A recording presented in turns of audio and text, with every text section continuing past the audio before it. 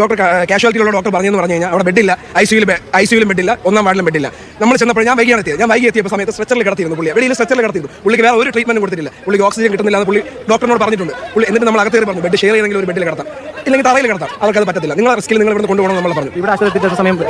ഇവിടെ ആശുപത്രി 5 മണിക്കൂറോളം നമ്മൾ വെയിറ്റ് ചെയ്തു. 5 മണിക്കൂറോളം ഒരു ട്രീറ്റ്മെന്റ് കിട്ടാതെ ഈ പേഷ്യന്റ് ഇവിടെ ഇട്ടുകൊണ്ട് നമ്മൾ വെയിറ്റ് ചെയ്തു.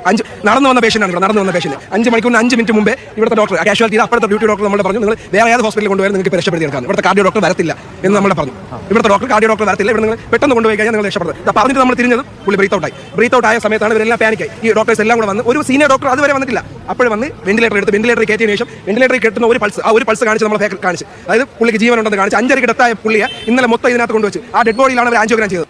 ആൻജിയോഗ്രാം ചെയ്യാൻ വേണ്ടി 5 മണിക്കൂറായിട്ട് കാത്തു കെട്ടിയിരുന്നിട്ട് അവസാനം പറയുവാണ് ഇവിടുത്തെ മിഷൻ കേടാണെന്ന്. അത് നേരത്തെ പറഞ്ഞിരുന്നെങ്കിൽ അത് വേറെ ഏതെങ്കിലും ഹോസ്പിറ്റലിൽ പോയി ട്രീറ്റ്മെന്റ് എടുത്തല്ലോ. അത് പറയാൻ ഇമാർ വായിന്ന് പണം തിരി വെച്ചേക്കുമായിരുന്നു. അതുമെല്ലാം പിരിവെട്ടിയിരിക്കുമായിരുന്നു. എന്തായാലും ആ ചേട്ടന് 30 ദിവസമായുള്ള ഒരു കുഞ്ഞ് ജനിച്ചിട്ട് ആ കുഞ്ഞിനെ അച്ഛനില്ലാതാക്കി കളഞ്ഞില്ല.